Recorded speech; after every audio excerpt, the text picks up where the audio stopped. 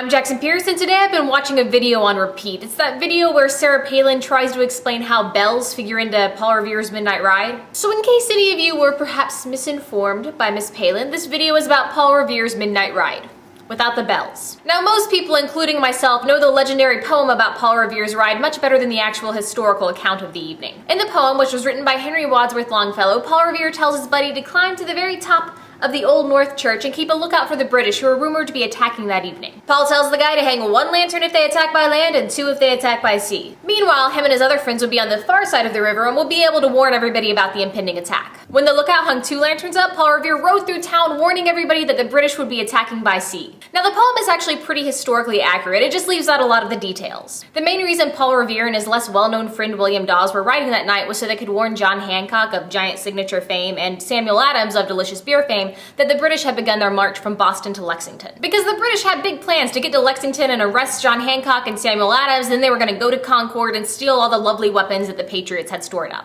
When Revere rode through town, he did not yell, "The British are coming," even though a lot of people say he did. What he actually did was just warn patriots who warned other patriots who warned other patriots, and it was kind of like a giant school phone tree, only with horses instead of soccer moms. Revere and Dawes made it to Lexington in plenty of time and were able to warn Adams and Hancock. Adams and Hancock immediately began to plan retaliation, but Paul Revere was like, "I'm not done with my ride of badassery yet. I'm going to Concord to save those weapons." So Revere and Dawes rode off to Concord, and they were joined by their friend Samuel Prescott after he kind of showed up coming back from a lady friend's house at about 1 a.m. I think that conversation went kind of like this. "Samuel, the British are coming. We've got to go to Concord. We've got to save the weapons, and we..." It is 1 a.m. Where were you? I was just at a friend's. We were we should really get to Concord, like, right now. Yeah, okay, we're going to Concord. Zip up your pants.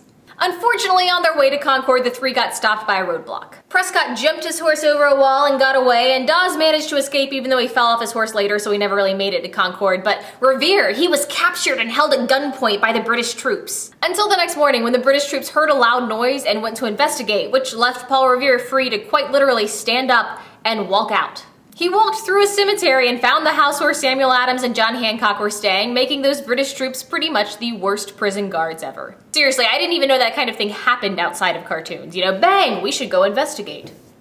So anyway, there you go, the tale of Paul Revere's Midnight Ride. I hope I was a little bit more informative than Miss Palin. And yeah, I'll admit I had to look some of that up because I don't know my United States history as well as I should, but I also didn't run for Vice President of the United States, so yeah.